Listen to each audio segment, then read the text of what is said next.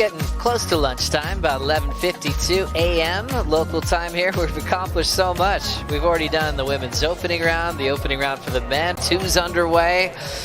We have a goal of maxing out the clock and daylight to finish as many heats as we possibly can. Joe Turpel, Felicity Palmatier for the call. How good is that? We can listen to them talk all day.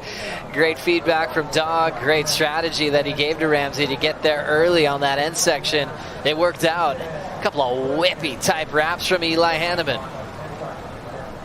And gets there for the little off the top finishing move, and Elijah will step off. That end section forces you to go early, so he's like, it feels like I'm dodging the critical part of the wave, but you have to keep your board intact as we look at Eli. Yeah, this is some nice smooth surfing, getting a lot of acceleration out of the whip and carve through those turns. And then, I mean, look, you can see it here. Eli just got to that section early, last section, and applying even more pressure to Cole. And then we have a look here to Eli. Just beautiful timing. This is super fast wave, this one. And yeah, we saw this one in that during that post-heat interview with Ramsey. I know everyone's been asking you this lately, but it just looks like there's no weight on your shoulders. You look so comfortable and you look so ready to take on that yellow jersey. Yeah, it's a new... He's coming off some momentum and a winning feeling as we see Kanoa. Really quick turnaround, and also it looks like a bit of texture on the surface of the water here. Kanoa Igarashi is up against Eli Hanneman and chasing Eli down, who's put a couple of reasonable scores on the board in the first half of their heat. Kanoa, a patient approach, and now we'll have really just a 17-minute heat. In terms of the clock, but certainly making use of this wave here. Kanoa, beautiful hack to start things off. And a little texture on the wave face there, just navigating through this. You can see the board bouncing around, but he controls it and gets the final. Let's see who's in position for this one, and it looks like it will be Eli Hanneman. Strong effort on the first section, out onto the open face. Bit of white water to deal with, but he copes with the suds and sticks with it, looking for the huge finish on the inside now. Starting to load up, drifts that tail, the wave steps out, and Eli does so well. He's got to make these right-handers really count towards his title campaign, as we see now Kanoa up 6-7-3 on his last wave. Doesn't need a whole lot out of this one. Just a 4.94, silky smooth through that second move, and a bit more aggressive on the final hit. Great sequence of turns. His girlfriend and his coach, Jake Patterson, they put their hands together. They know that's going to see him into the lead here over Eli Hanneman. We may see a lead change here. Let's have a look at the replay here. So Kanoa, great looking wave, stands up in front of him. Beautiful slice off the lip.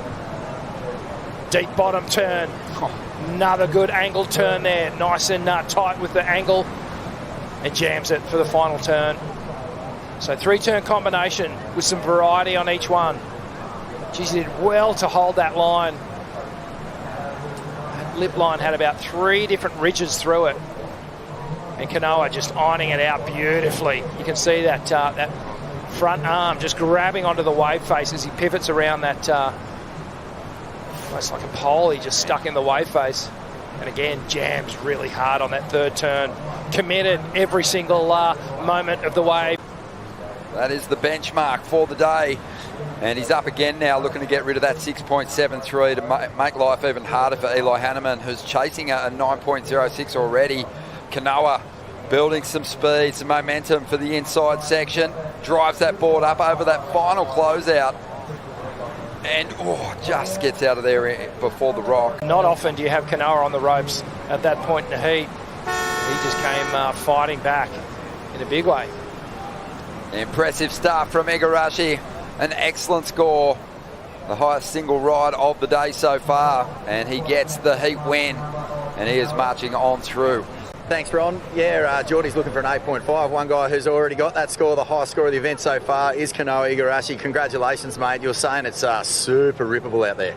Man, it's so rippable. It's kind of weird to call it a 6-8 foot wave rippable, but it was really it had a really nice coping on it today, and I mean the wind's still hanging in there, but I feel like Margaret's at this size is like a almost like a big XL version of lowers, and in that sort of sense, you just need a bigger board to suit the walls, but it's such a rippable wave to surf. And man, I had a really fun time out there. My first 20 minutes, I felt super lost, and I kind of wasn't really clicking in. I felt a little bit kind of, I don't know, sort of like I couldn't find my place in the lineup. And then, when kind of, it's also hard when you don't have priority. And as soon as the priority switched over to our heat, I kind of was like, okay, cool. Like now I know what I'm doing. I know what I'm looking for. So, yeah, I was really happy to be able to kind of adjust during the heat. Man, that's some cool insights there. Big lowers. I've never heard that before, but yeah, it kind of makes sense. And I love that also, the trigger for you was when the priority heat kicked in, and my goodness, mate, you really made a statement once you got those better opportunities and you had your full choice of the lineup.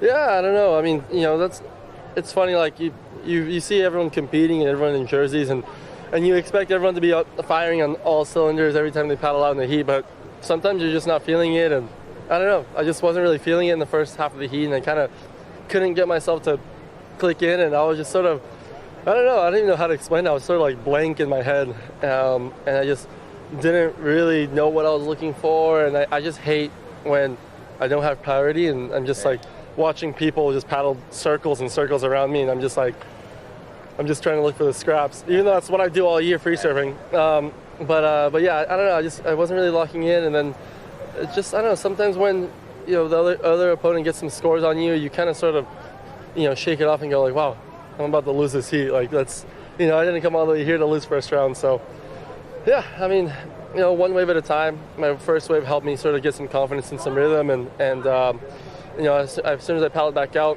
I saw this sort of wave, and I kind of got the chip into it. And as soon as it doubled up, I knew it was going to be a good wave. So I just wanted to, kind of finish the wave, and I knew it was going to be a good score.